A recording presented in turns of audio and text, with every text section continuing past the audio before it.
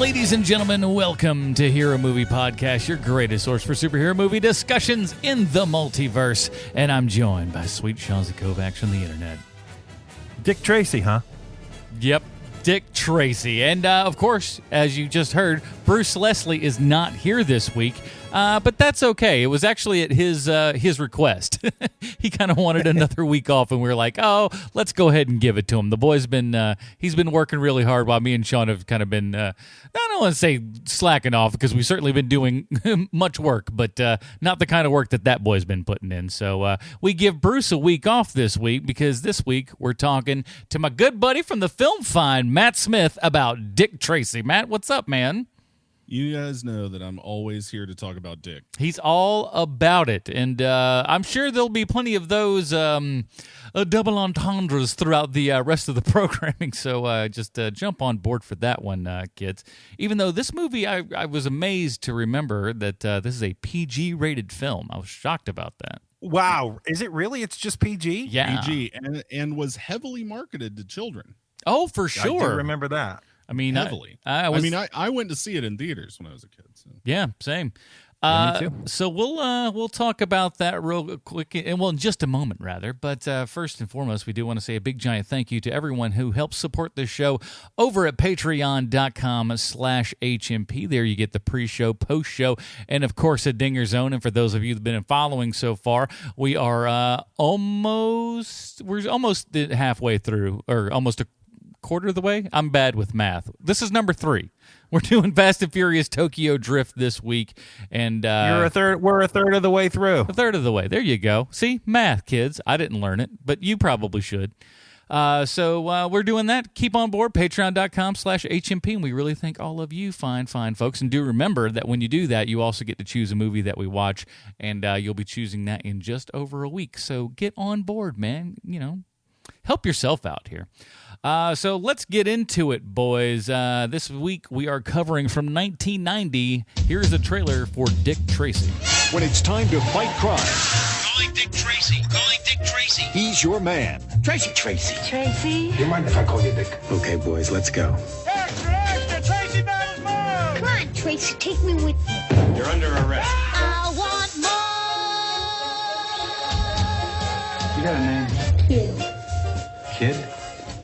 Kid. Walt Disney Pictures presents Warren Beatty Make a note, Pat. They waived their right to a phone call. as Dick Tracy. Aren't you gonna frisk me? No, that's what I call a dame. I think Tracy drives you crazy, doesn't he? When do we get Dick Tracy? Everywhere I turn, it's Tracy! This summer, Tracy, watch out! he's coming to a theater near you. I'm on my way. Dick Tracy.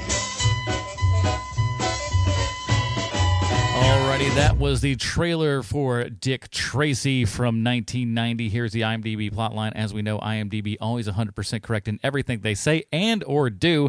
The comic strip detective finds his life is vastly complicated when Breathless Mahoney makes advances towards him while he's trying to battle Big Boy Caprice's united mob. Like I said, this is 1990, rated PG, from Warren Beatty, of all people. Not only stars in the movie, but directs as well. Now, I know what you're thinking. Oh, wait a minute. We don't have Bruce here. How are we going to do that comic book connection? Well, I got a little bit of news for you, kids. Our little guest here, Matt Smith, it's not just coincidence that he's here. He's got a reason. So I'll dub over the correct name in post. Don't worry. It's time for Bruce's comic book connection. What an excellent job in post you did, Adam. Pat yourself on the back. You're a hero. Matt, you know a little something about Dick Tracy, no? I do, and I'm not quite Bruce, so I've got bullet points, not a full script. I know he types everything out, but basically, here's Dick Tracy, y'all. It was created in 1931 by Chester Gould. The strip was heavily inspired by his experiences at the time as a journalist, writing about the gangsters in the Chicagoland and Upper Midwest area. So the city in Dick Tracy, which is all it's ever referred to, is technically Chicago. Mostly he was inspired in storylines by Al Capone and John Dillinger.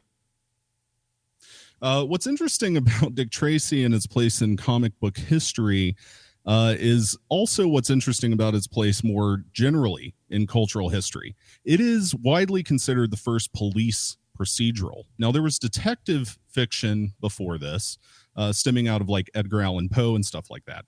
But this is really the first time that you're focused on a police detective going through the processes of solving crime. So that's interesting. Gould was also heavily invested in in studying police work and new methods of detection. So what you find in Dick Tracy a lot of the time is the first time that new technologies, things like X-rays, things like fingerprints, things like lie detectors are depicted in popular culture. All of this is happening in the early 1930s in the Dick Tracy strip. Now, if you're a fan of the movie or have seen the movie, the 1940s is really when the strip hits its stride. Gould is churning out story after story at this time that is innovative, unique, and this is also all of the storylines that star his most memorable characters from the Dick Tracy's Rogues Gallery: Flat Top, Itchy, Pruneface, Influence, and so on. This became a trademark of Gould's writing, which was always kind of melodramatic and heavily influenced itself by adventure serial writing in newspapers. And he never plotted things out, which is a weird thing for a comic writer. Usually a serialized strip, even back then, would have weeks and weeks or months and months of plotting done in advance and then drawn to that. Gould improvised almost everything. So 1 week there would be a new villain, and then maybe 3 weeks later that villain might be killed off. He might be go through a storyline that lasted a year. It was really just whatever Gould came up with on the fly. The 1940s is also when Dick Tracy became extremely popular because of this kind of off-the-cuff style of storytelling and the increasingly grotesque villains that were introduced in the strip. In the late 30s, there were a few serials that were produced. The first is Dick Tracy, which starred Ralph Bird in 1937. It was a 15-part Republic serial. We can do all of these at some point, boys, if you want to. Dick Tracy Returns in 1938, Dick Tracy's G-Men in 1939, and Dick Tracy versus Crime Incorporated in 1941. But what really demonstrates how big Dick Tracy got in the 1940s is that RKO produced 4 feature films starring the character. Beginning in 1945 and 1946, we get Dick Tracy and Dick Tracy versus Cue Ball, Dick Tracy's Dilemma in 1947, and in 1948, probably the most well-known of these movies, Dick Tracy Meets Gruesome, which was mostly popular because it starred an at that point aging Boris Karloff as the gruesome villain. The 1950s and 60s, the strip goes on for a long time, y'all. 1950s and 60s, the popularity really starts to wane a little bit. This is due to a few things. Primarily, it has to do with shifting opinions about the police, especially in the 1960s as they go on. And it's all tied up with the civil rights movement. But if you've ever read the strip, it should be no surprise to anyone that Gould was fairly right-wing in his thoughts about like the rights of prisoners and things like that. Basically, everyone Dick Tracy ever encounters is murdered or gets killed by someone else who is a criminal. So, you know, fairly grim outlook on the subject. I didn't do it.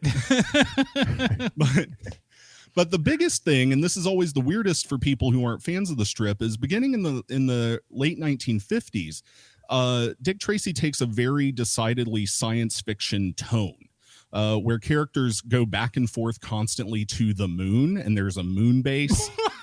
One of the major characters, Moon Girl. Yeah, I know. One of the major characters, Moon Girl, has like a love affair with the kid after he gets older, right? Like it's this really weird. He just became obsessed. After the Apollo 11 mission, where they actually land on the moon, almost all of the sci-fi stuff goes away. So I don't know exactly what was going on with Gould there, but it gets really kooky. It's also a very fun section of the strip because you really have no idea what in the hell's going to happen next because it goes bonkers. All of this gets us toward the end of Gould's run on the strip, which lasts all the way until 1977. So 1931 to 1977, he writes this thing and draws it daily for 46 years. Jeez. Okay. And at that point, it was taken over by Max Allan Collins, who wrote Road to Perdition, another comic book movie that everybody can listen to an episode of HMP about. But Gould died in 1985, and this movie had been kicked around Hollywood with a number of different directors originally attached to it. Warren Beatty ultimately picked it up. He was able to snag the rights, and I'm sure we can talk about this more, but he still holds the rights to this day with quote-unquote plans to make a sequel. So that's our little comic book connection. Hugely influential strip that kind of lost its way as it went on, but you can still read new stories today. It still gets published. That's wild. I mean, I didn't realize how, absolutely prolific the character's been for this long. I mean, I knew it was a long time, but not to this level, to where it's kind of even still more or less going up to today, right? Yeah, there's a creative team that makes a strip every single day. That's wild. Significantly fewer newspaper publications, however, in the 1940s. Now, this is 1990, and I think you tell me what you guys think about this, but I think this is probably peak Warren Beatty, and I say that not because this is the height of whatever, but I think that only he could pull off everything like we're seeing on the screen right now. Only would somebody that had that high of a level of star, who was just allowed to do whatever he wanted, would have made this movie. I think that's only capable by somebody as nutty and insane as Warren Beatty is. Yeah, I agree. There's a lot of bold choices made in this. I saw this in the movie theater at the time. I was a kid at the time, and I was very much looking forward to it, even though I had no reference. I didn't read the comic strip growing up. I didn't know anything about Dick Tracy except for just the iconography, the watch on his wrist, and he can talk into it, the yellow hat, the square jaw. That's about all I knew. And then when this movie came out, as a kid, I remember thinking, this movie wants very desperately to be Batman. Yes. And I mean, this movie suffers greatly from Batman envy, which is fine and very much a sign of the times. But watching it this week, I really kept thinking to myself, one, they would never give him the money to make this movie now. But I would very, very much like to see Warren Beatty now playing this character now without all of the Batman-ness to this. Because it is stylized. It is a very, very strange movie. Mm-hmm. And there is something that is very, very problematic watching this movie, which is that every single person in this movie is white. And that is a massive, massive problem and something that they would never allow today. Now, Matt, let me ask you, where did they kind of, what was the... No, go ahead, Adam. What was the kind of racial divide in the comics and stuff? Because I know you've read a lot of the actual strip over, all these years and everything. How was that comparative to I think you just cut out while you were asking part of that question, but the strip is overwhelmingly white. And I think that's a reflection of Gould's worldview in a certain way. Like there are minorities early on. They're very offensive, like almost minstrelsy. Kind of stuff.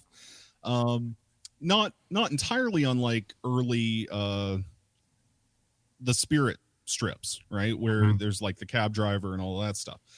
But yeah, there's not a lot of diversity in the Dick Tracy world. I do think that would look different on film now, and that would change a little bit. But I think in 1989, when they were actually making the film to be released in the summer of 1990, that was primarily not on anyone's mind. Right. I mean, part of the reason that this movie had stuck around for so long and taken so long to get made was similar to the same problem that Batman originally faced, which is that for 30 years, superhero movies were thought of as not profitable, even though there were massively successful superhero movies periodically. And comic book movies in general suffered that same perception. So really what pushed this movie into being actually being produced and being made is that Beatty picked up the rights, and it so happened that Batman was a huge hit, and Disney wanted to reflect that. Yeah, I think one of the big reasons that this movie was as successful as it was, well, a couple of things here. First and foremost is that the budget for this thing was $47 million in 1990 money, which is insane. Yeah.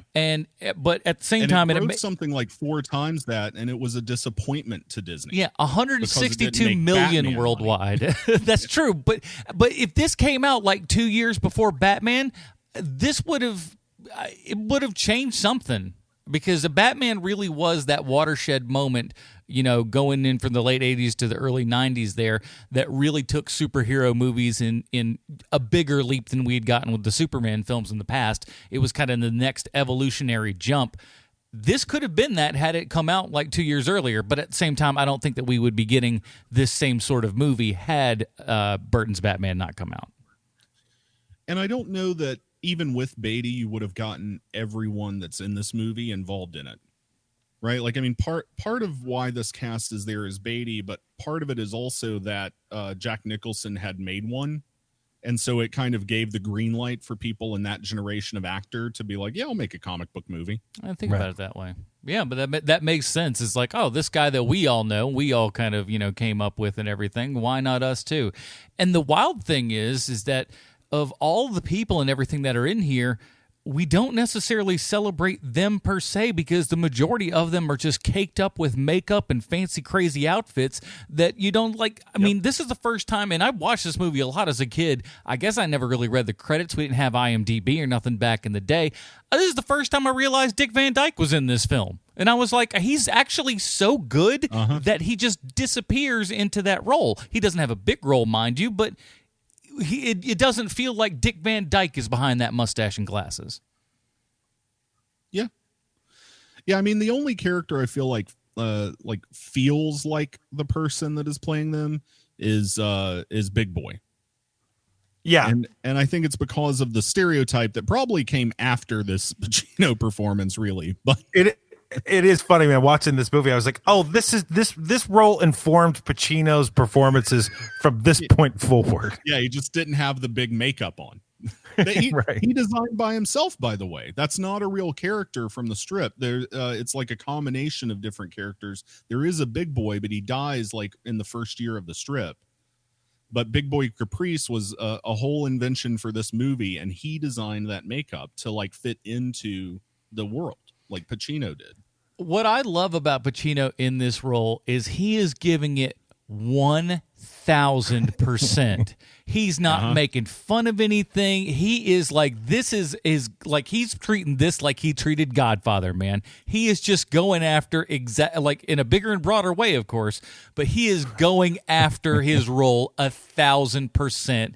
And God, I love it. It's so insane, but it's so good at the same time. Yeah, I agree. I mean, I think he kind of nails the tone of what the strip is like.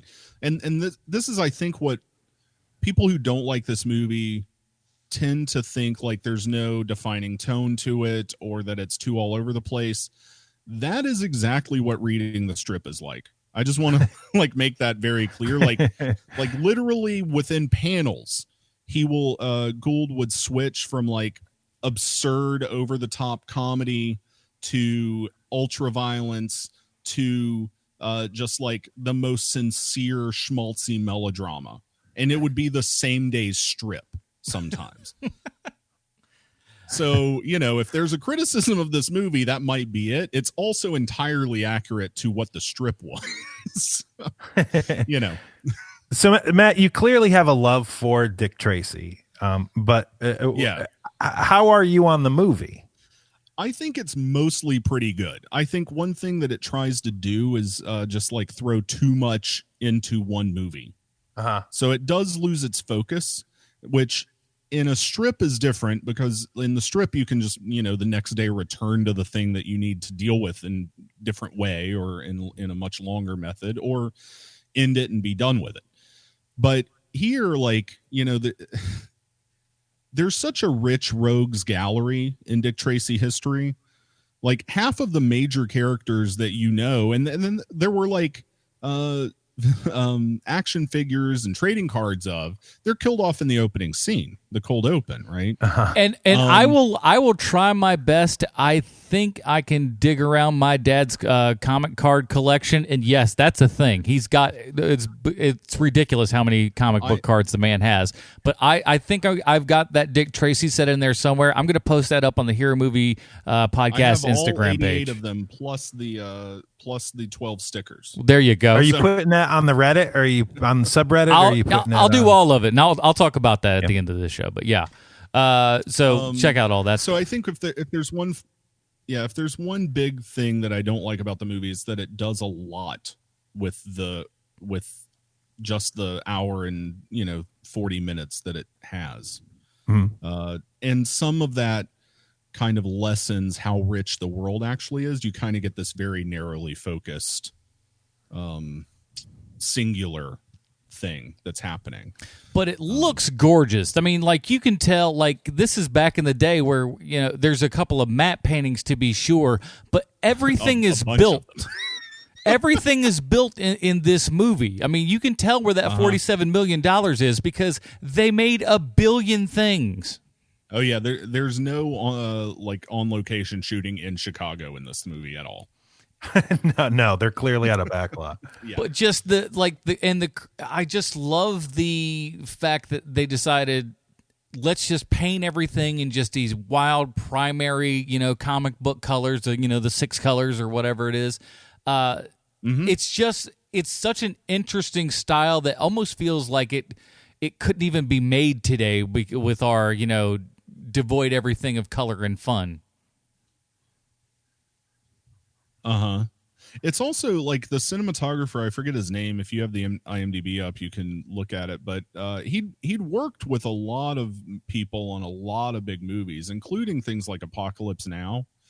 And I don't think he was the DP, but he definitely did photography. Vittorio Storaro. It's an Italian name. Yeah, of course. Well, of course, if he's going to work with Coppola, right? Yeah. So the movie does look just amazing. I mean, the color palette is straight out of the comic books, or out of the strip. And it is nice to see a movie that is based on a comic book that looks comic booky. It's one of the nice things about the Spider-Man Into the Spider-Verse is, like, that's a recognizable color palette to me. It's not dreary old, let's desaturate everything and make it look like it's an oppressive fascist state. Even though that might have been what Gould wanted. Yeah, but we only had so much to work with. But there is something that gets down to the iconography and symbology of all of it, just having it be that straightforward and simple as well. Mm-hmm. I will say that I was very much enjoying this movie. Everyone's hamming it up. Mm-hmm. I like the very bold choices being made, but then it comes to an absolute screeching halt with Madonna. The second we get to Madonna, it loses a little bit of its action to me. And I think, yeah, go ahead, Sean.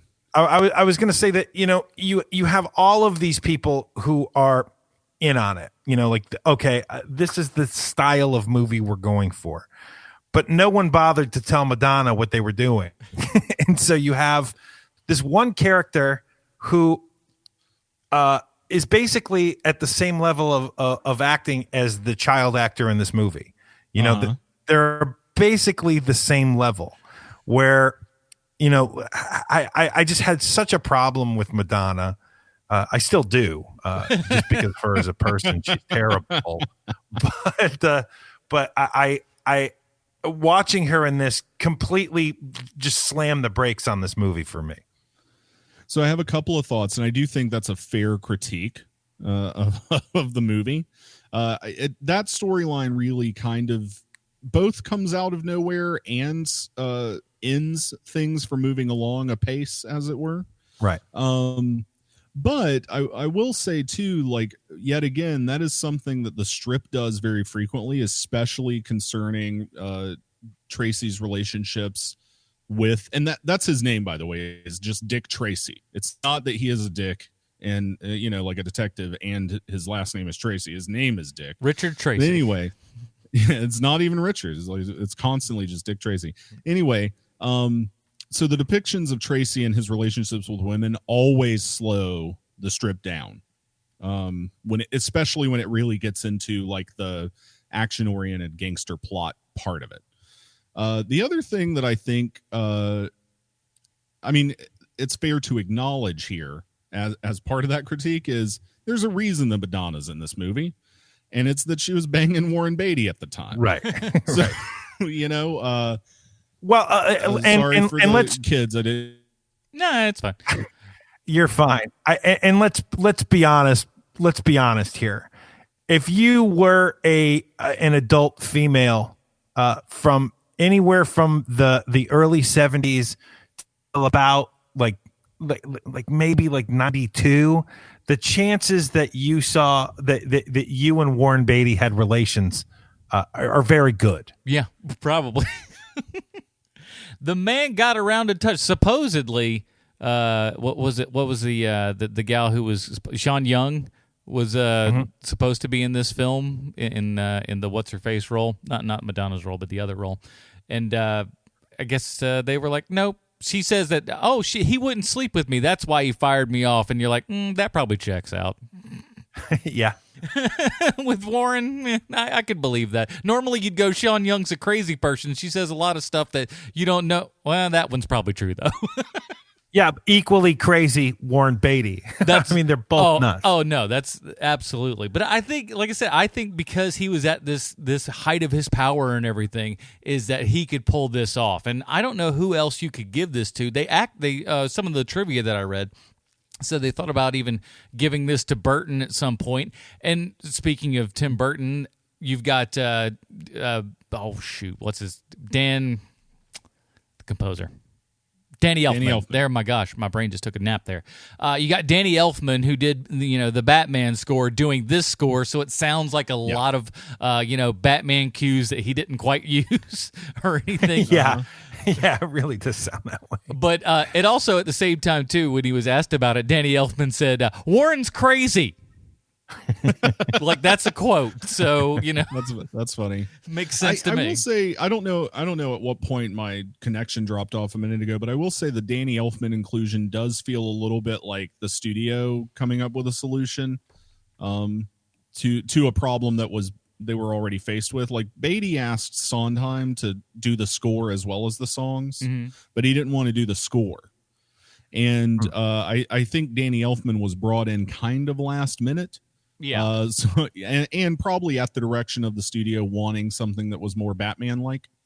So I think there's a reason behind all of that. Not to mention the obvious fact that like most Danny Elfman scores before like 2005 all sound like Danny Elfman scores. Yeah, it's true. It was one of those. He was definitely one that you could always hear and just go like 4 seconds in, you're like, Danny Elfman.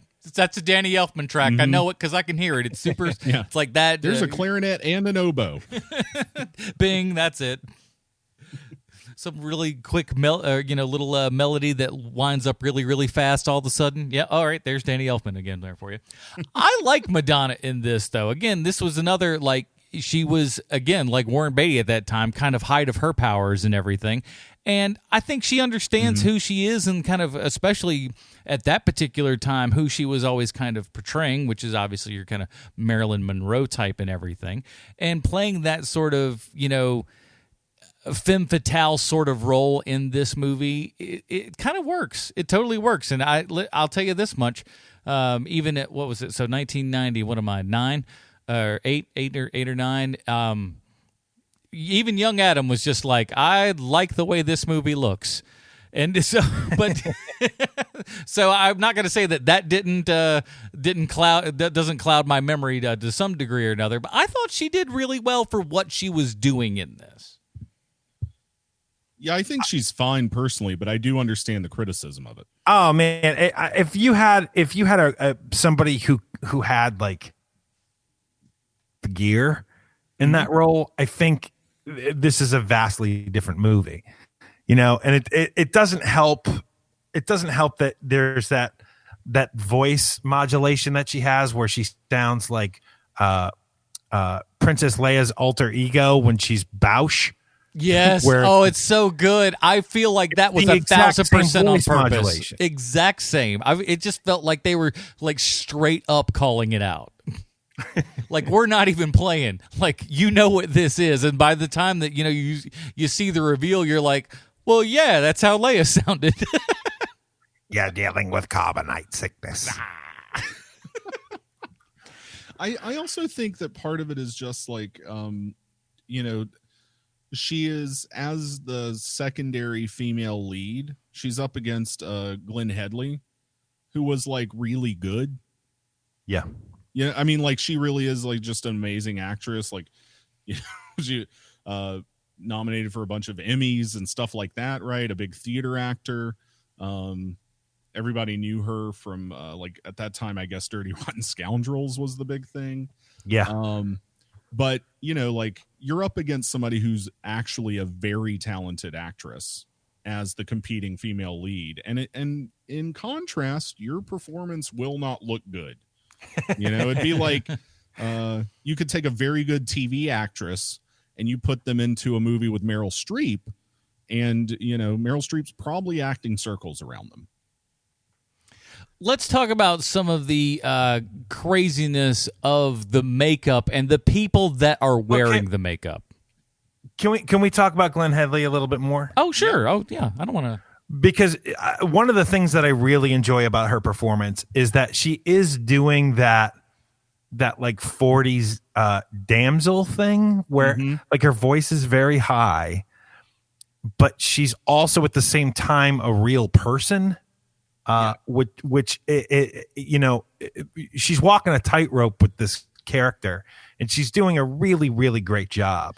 And on top of that, she's acting alongside Warren Beatty, who Warren Beatty's Warren Beatty. He has Charisma, no range to him. He's just Warren Beatty. Yeah. And she's able to give him stuff to do because her performance is so good. Yeah. She's great here. She is the best part. Her and I have a soft spot for Warren Beatty just because I grew up in that era, and so I like Warren Beatty. One of my favorite movies is Heaven Can Wait. I absolutely adore that movie, and so seeing him in this, and watching him in Heaven Can Wait, I can see he's not the best actor in the world. He's just handsome and he has charisma. But he's not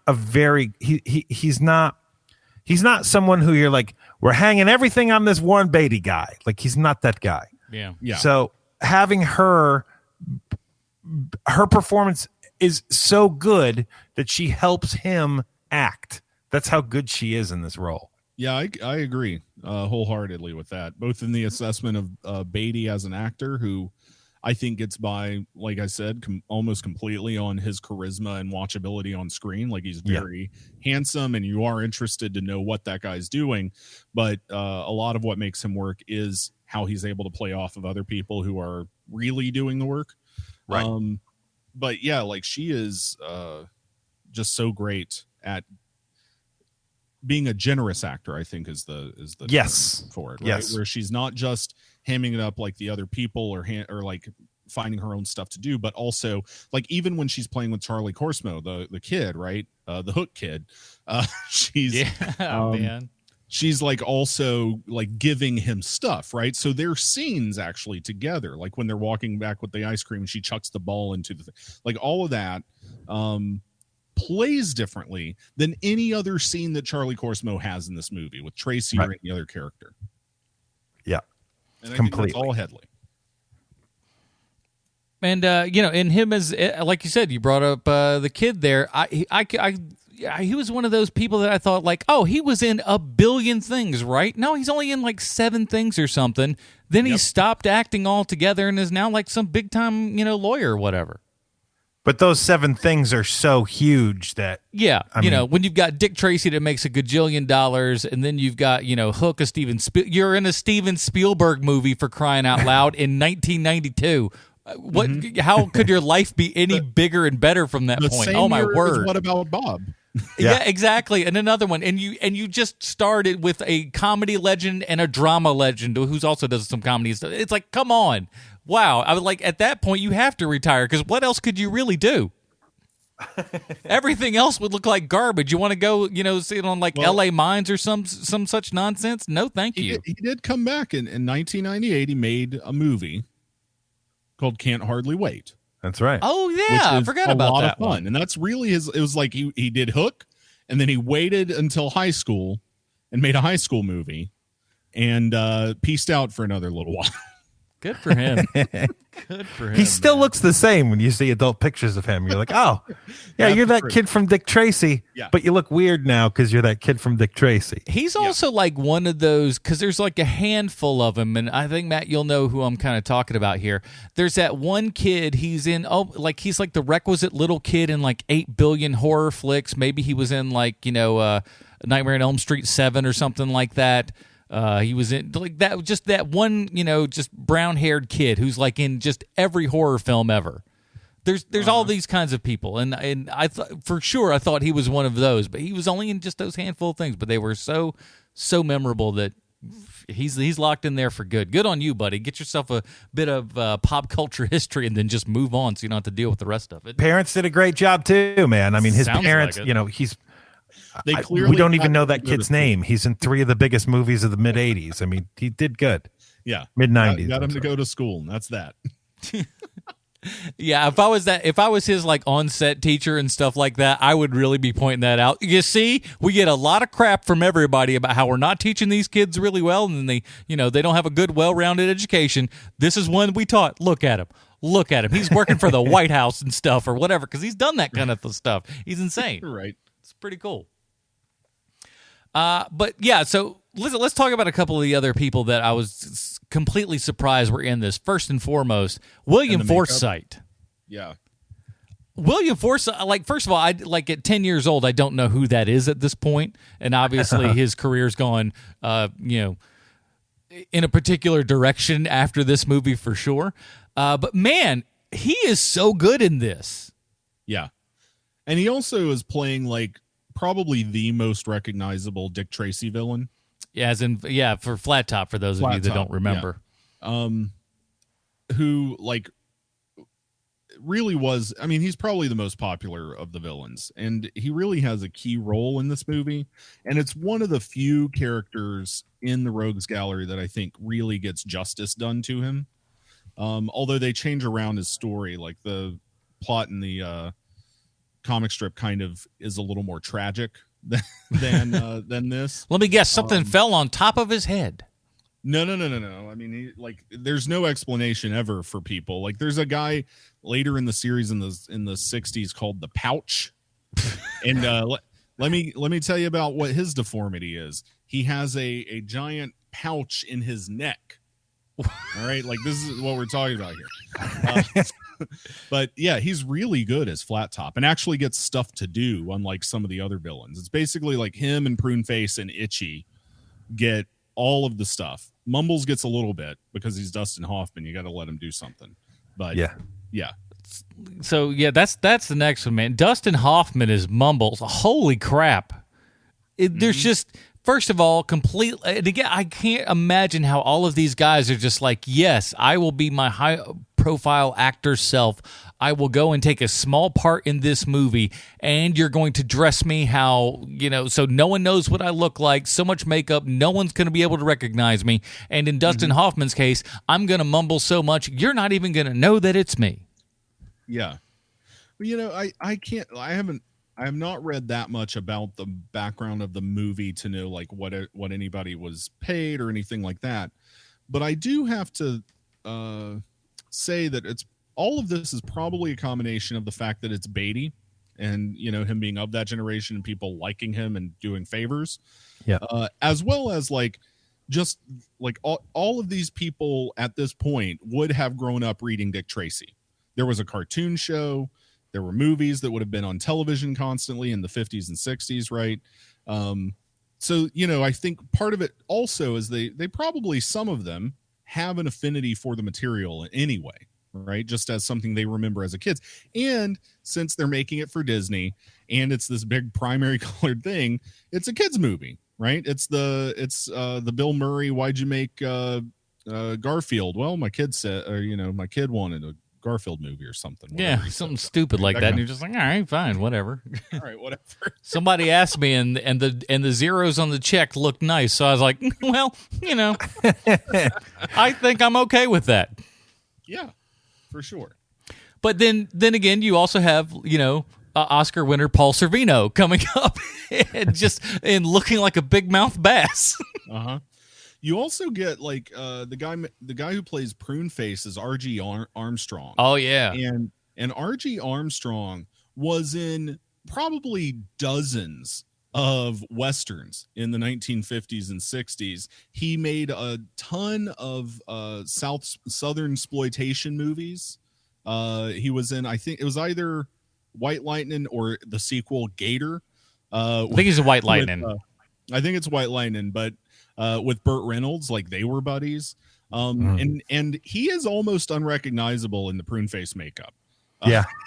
So it's like you look at it long enough and you can kind of see it, but my God, just like one of the great character actors from just dozens and dozens of low budget movies.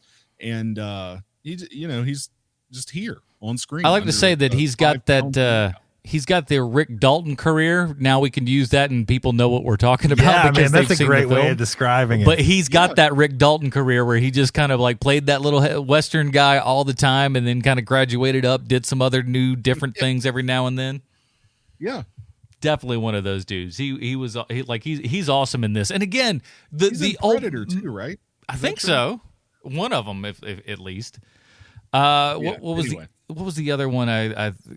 Seymour Cassell, another fantastic just character actor that you see in there. I of course mentioned Dick Van Dyke, that like I didn't even know was in this movie until this viewing because he hides behind that character so well. It's so much fun. The character that looking over the crew list that I didn't even recognize her this time is Kathy Bates is in this movie. Oh yeah. Yep. Most people don't recognize her as the court reporter, Miss Green. Yeah, I didn't know. I just saw this thing. I didn't know it was her. Yeah, I didn't either. But the and that's what I love about this movie too, is that it knows what it's being as far as this comedic sort of stuff. That's just he's mumbling and she's like, I don't know what to type on. Like it's so good. But they don't make a big deal out of it either, which is also something that's nice, is that it doesn't feel like, while everything is done with a very much winkful eye to the audience and everything, it's not done like, hey, look at that, look at how funny we are. It doesn't feel like that, at least. It's not the Brady Bunch movie. Exactly. Yeah, no one's going. They took it seriously while still giving a wink. One of the things that I read about this is that Gene Hackman was supposed to be in this movie, and once he learned that Warren Beatty was not just starring in it but was also directing it, he said no, thank you, because he was in Reds with him. He was like, I am never working on another show where Warren Beatty's the director. If he's in charge, no way. If he asked me to do it as an actor, whatever.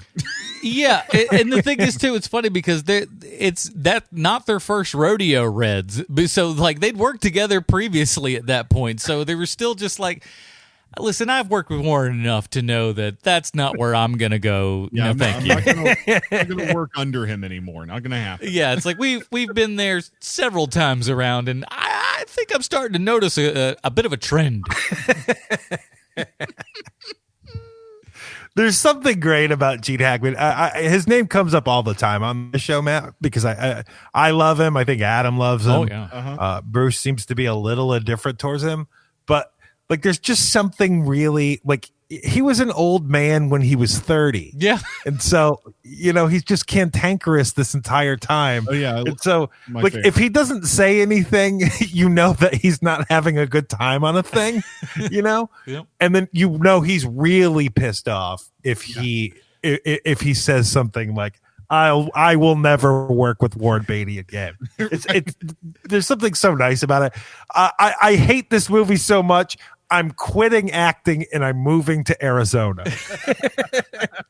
Yeah, I'll turn 80 and everybody will go, "Where are you, Gene Hackman? Come back one more time." And I will say no. And you're like, "Oh, come on, dude."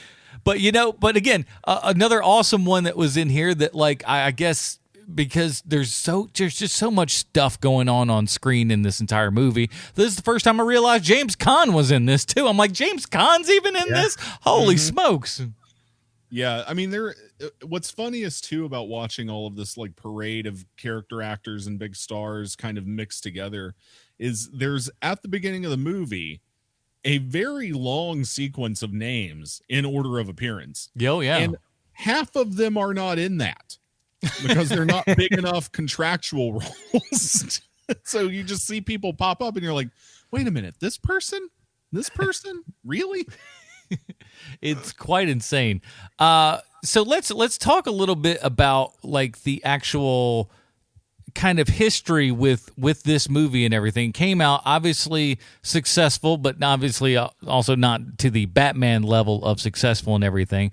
But Matt, tell us a little bit about like kind of how the rights for this sort of thing works, because Beatty still owns the rights in some measure. How does he get around all that? Well, it's actually hilarious, and I don't think the last time I looked into this was maybe 5 or 6 years ago, and I don't think anything has changed. I think he still completely owns the rights. Basically, he has to every so often just make it look like he's going to produce a sequel. Right, in order to retain the rights. Like as long as it's a quote in active pre-production or whatever, they don't revert back to the Tribune Syndicate, which was the newspaper syndicate that owns the strip and all the rights to it. So basically, since 1990, Beatty has been trying to get a sequel made, although now, I don't know what his role would be. Just producer, probably, maybe director. But the way he gets around this is apparently in order for a sequel to be in pre-production, all he has to do is occasionally show up for an interview dressed in the duster and the hat. This is the most insane part, I think, is that he's got to dress up. So like he will just like, and it won't even be like television or whatever, right? He'll show up and do an interview with like, I don't know, Vanity Fair or something just on background. And he'll wear like the hat and the duster. And be in quote in character. Yeah, correct. Because he's wearing the costume. Yeah. He is promoting an eventual sequel for the film. I don't know that this type of contract would fly in 2020, year of our Lord. Oh, you think? But clearly back in 1988, superhero and comic book movies were not important enough for them to care that much about like what active development meant. So as far as I know, Dick, he still has the rights solely for himself, which I just find hilarious. Like just randomly, like you're interviewing Warren Beatty, and then one day he just shows up in his duster. Like, and that's how the Vanity Fair article Dick Tracy starts. for 5 seconds. He's like, Warren Beatty walked into the room, but curiously in a in a yellow hat and jacket. No one knows What's why. funny is like it doesn't make it into the profiles of anything, but like if you ask people who've interviewed Warren Beatty, like you will find people who've just done random ass interviews where he's in a yellow coat, which just seems crazy to me. Just crazy. and maybe it may I'm subscribing to Jackass Quarterly when I say this to you, but I that Dick Tracy 8-minute thing that he made a couple of years ago is one of those like chaser movies that you hear about but no one's ever seen before. It's along that same level as Eric Stoltz as Marty McFly, Right. like where it exists but no one's seen it. Right. Yeah, it's one of the weirdest stories in Hollywood, honestly, is how he does this. Oh, and he's been sued over it multiple times. So, like he still has them. So there must be something in that contract that is just like, ironclad. My guess is the dude who owns Batman. I mean, it's the same thing. Yeah, of course. Yeah, exactly. He walks up, he goes, "Judge, can I approach the bench?" He walks up, gives a little smile and everything, and the judge is like, "Oh, shucks, it's Warren Beatty. You just do whatever you want, Mr. Beatty. I don't care." Uh-huh. Well, I think so I just looked it up. The last time he was sued was 2011, and it was ruled in his favor. So Beatty still owns the rights. Man, nice. That sucker's good, boy. I do want to quickly point out, like, one thing I do love about this movie is clearly the entire, almost the entire third act is dubbed later. They were just like, oh gosh, there is nothing going on here. We got to get Al in here. He's going to do a lot of ADR lines, just talking about this, that, and the other, because you never see his mouth moving, but they're always in shadows. They were like, man, the music is not holding up here. We got to have some dialogue in this bad boy. There's so much ADR in this movie, it's nuts. There's also that really weird part where Big Boy is in rehearsals with Breathless Mahoney, and it goes on for like 5 minutes of him telling her what she needs to be doing. I love that so much. I do too, but it's clearly not in the script. No. Clearly. I want more. Come on, everybody. We're doing the thing. And he's getting into the dance and everything with them to where at the final number, more. He's just dancing. Wrong. It's all wrong. Oh my God. It's so great. I love this stupid movie. But before we get to our review here and everything, our final scores, we do have to ask ourselves one very important question, and it is how this movie relates back 1-to-1 with the most magnanimous man in Hollywood history, Sylvester Stallone. Why, thank you, Adam. I have a prepared statement. R.I.P. Michael J. Pollard. You might have died in 2019, but you'll always be remembered for your awesome character performances, specifically as Mr. Mxyzptlk in the Superboy TV show, still the best live-action version of that character to this day. You played Herman and Scrooged, of course, Bug Bailey and Dick Tracy. Do you guys remember when you could be weird-looking and still work in movies? Michael J. Pollard had a 40-year career, and you saw a bunch of movies he was in, and he was so weird-looking that you'd cross the street if you saw him coming towards you. On our Patreon show, we've been burning through the Fast and the Furious movies, and every female role is played by a Brazilian supermodel. Every role. It's ridiculous. Speaking of bad movies, Michael J. Pollard plays the character Owen in Tango and Cash, a movie that was considered an old concept when it first hit theaters in 1998. Real-life villain John Peters was a producer on that movie, and he fired the director even though they were days away from finishing principal photography.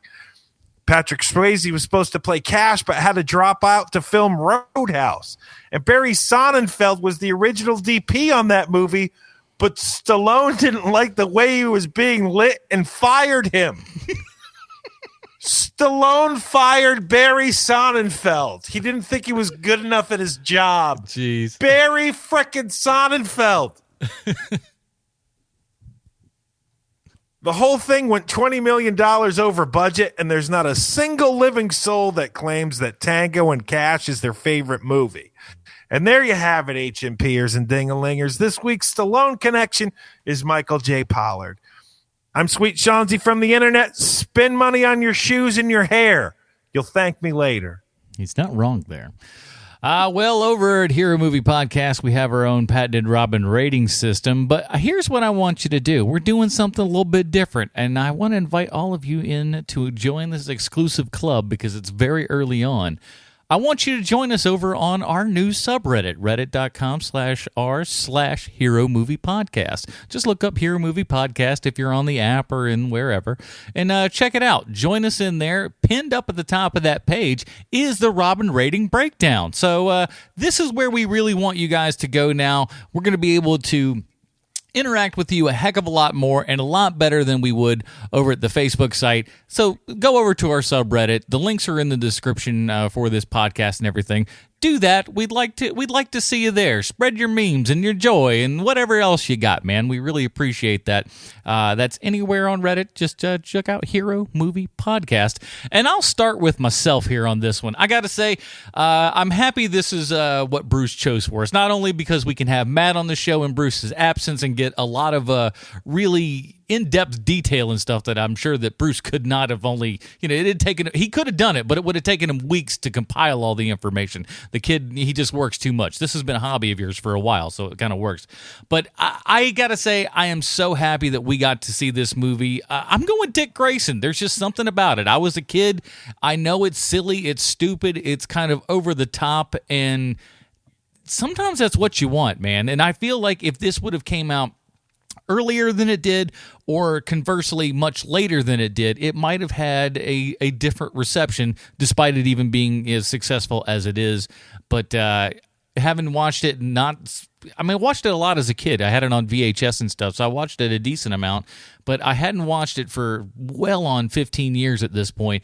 And I got to say, I had a lot of fun, and I wouldn't be opposed to watching it some other time. Not immediately, obviously, but in a little bit. Let's go to you, Sean. What do you got? This is a movie that I did not revisit. I hadn't seen this, I think, since it came out in the movie theater, to be quite honest with you. I was someone who had very different sensibilities when this movie first came out. And so I did not remember liking it. I like it a whole lot more now. And while there are performances that are an issue for me, I think that Glenn Headley is so above and beyond, doing such a wonderful job. And I like Warren Beatty, that I'm going to give this a very high Damian Wayne. There's a lot of things in this movie to recommend it. I don't think this movie is for everyone. I think a lot of people who would give this a shot would probably watch this and just absolutely dismiss it, which I think is a mistake. I think there's a lot in this movie. And if you are looking for something a little different, you should see it.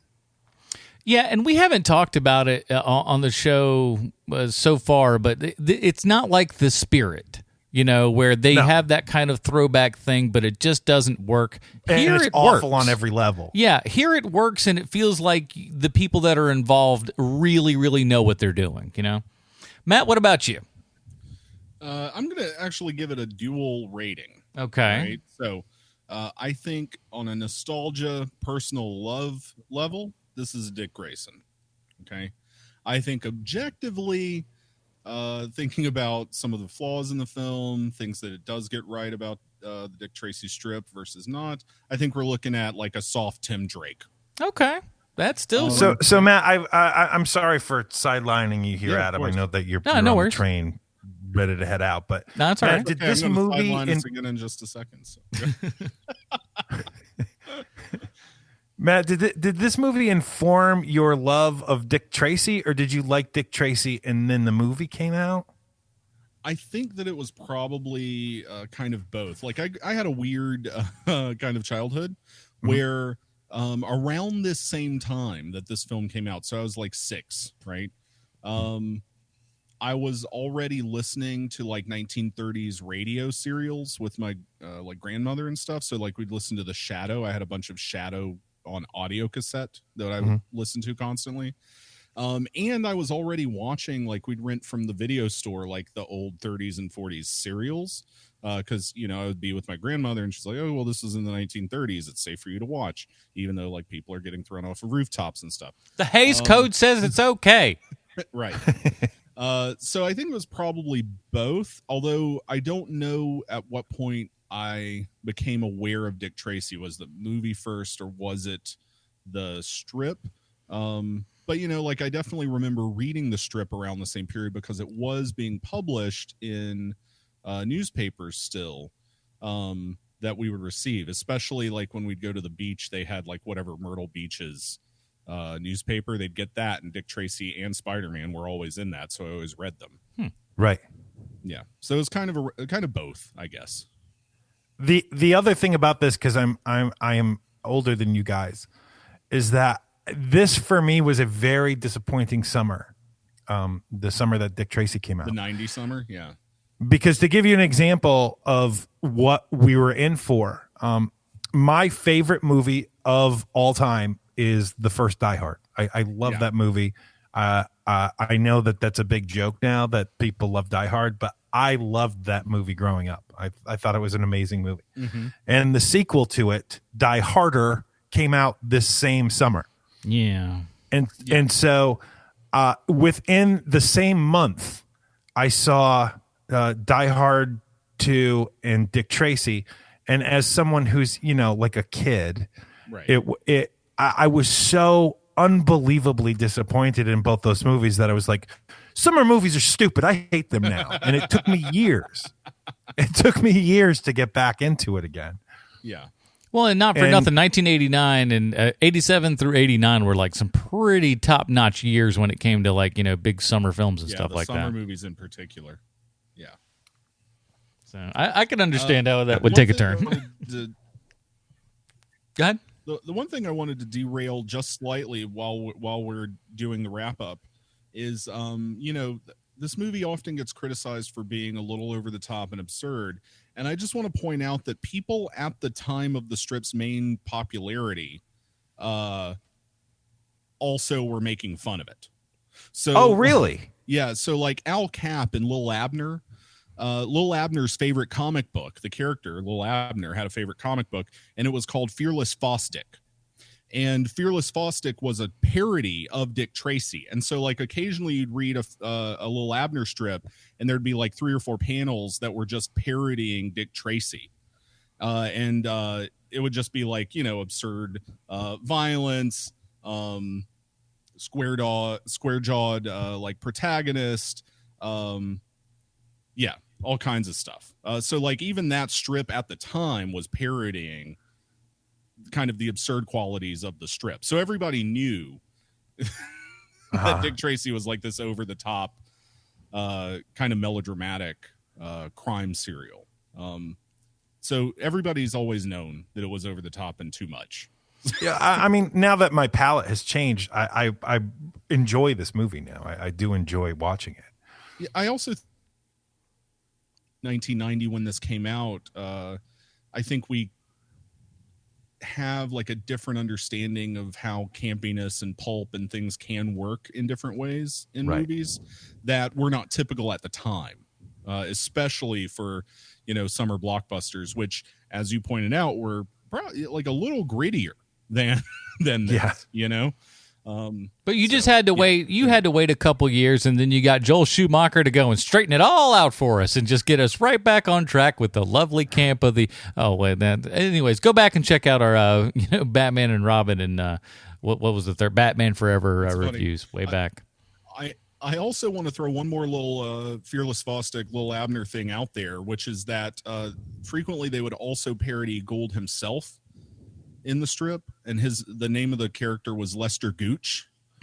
and the biggest, most popular villain in the Fearless Fosdick strip was Bombface, whose face was a bomb. So, yeah, which always I thought was like wonderfully absurd. Taking it out of them at every turn, man. So that is it, everybody. Thanks for joining us. Matt, thank you for joining in on this episode, filling in for Bruce and stuff. Yeah, Matt, this is great. Having a Dick Tracy expert on makes the Dick Tracy thing a lot better. Thank you. Oh, thanks. Yeah, no, I will, like I said, always down to talk about Dick.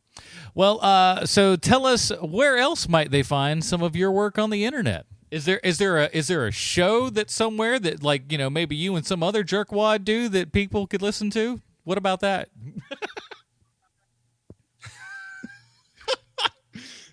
You can listen to myself and Adam over on the Film Find. Oh, that's still a thing. We're currently recording new episodes. We've taken periodic weeks off over the past few months, but we have been back fairly regularly. So new episodes coming soon. You can find that wherever podcasts are. You can get them Apple, iTunes. I guess is still a thing. I don't really know. I use Stitcher now. Stitcher, where are Stitcher money? Come on now. I'm sorry, we had to do that at least once this episode. Yeah, Spotify. Anyway, although whichever one, I don't care. Whoever wants to give me money. You could also, follow me personally on Instagram if you want. It's Matt_Boyd_Smith. And I periodically post things from the Dick Tracy rereads that I'm doing. So you can follow me over there if you want to. Get yourself a little bit more of that Dick action. Sean, what else we got out there? We have a show where we ask 30 questions about a ridiculous television show known as Snowpiercer. It's called Snowpiercer 30 Questions.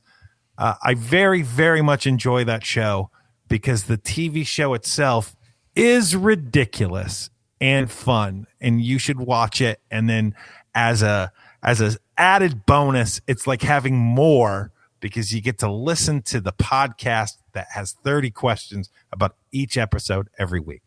It's like you just said, no, I'll take 2 scoops of ice cream. Thank you very much. I mean, come on. You can't lose. So check that out, everybody, please. And review us on iTunes and all that kind of good stuff. And again, one big giant thank you to everyone who supports this show over at patreon.com/HMP. Get your pre-show, post-show Dinger Zone with all the Fast and Furious movies going on right now. That is it, everybody. Join us next week for a little something that we're not quite sure yet. So I'm just going to leave it with those words. And stay super, everybody. Bye, Marty and Evie.